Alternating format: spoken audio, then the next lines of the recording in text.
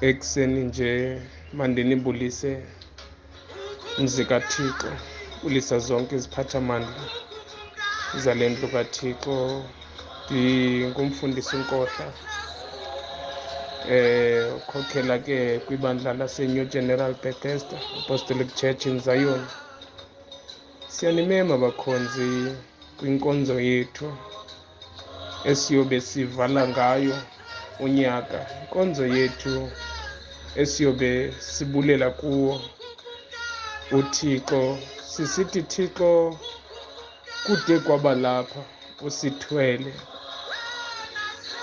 Siyabulela Thixo,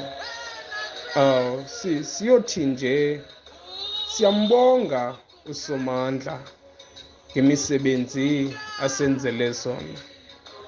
Family yam, siyothi nje kuThixo nge-4 zikaDisemba, Thixo sibulela neembandezelo ezithe zasehlela ebudeni benyaka, kodwa umphefumlo usadibene nenyama, lisekho ithembe lokokuba Thixo awugqibanga ngobomi bethu. Family yam, ungaphoswa kukuthi nje enkosi kuThixo, undithwele Thixo kwade kwaba kungoku. Bezikhona izinto Thixo ebezingandityekeza kulo nyaka endleleni ndingade ndizofika namhlanje, kodwa ndizothi nje inkosi Thixo. Xa sisuka apho ke sizawuthi nje zihlobo zam, siyabulela Thixo, njalo nje siyagoduka Thixo. Ya, xa sigqibothi enkosi sizawuthi nje Thixo siyagoduka, kodwa xa sihamba Thixo, njengokuba wathi unyana kaMram phezu kwentaba, wathi Thixo uba awuhambi nathi inene asisuki kule ntaba.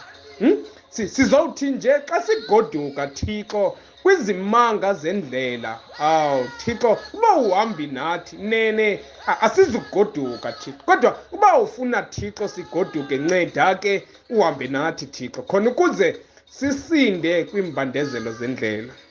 Ya, sawuthetha nje zonto zimbini phaa eBethesda nge-4 kaDisemba. Ngo-10 o'clock mhlobam izawube isuka. Ya, ngo-10 o'clock nje izawube isuka. Sisithi Thixo uba awuhambi nathi njengokuba uhambe nathi ukusuka kuJanuwari uzokuthi xhaxha namhlanje, ngale mini yanamhlanje asihambi Thixo. Nceda ke Thixo uhambe nathi njengokuba buqhele ukuhamba nathi. Thixo uxolo ke, Thixo nothando, Thixo nobubele, ligcina lisikelele, sibuye sibonane ke bahlobo bam. Ungaphoswa ke nge-4 kaDisemba eBethesda ngo-10 o'clock emini. Nkosi.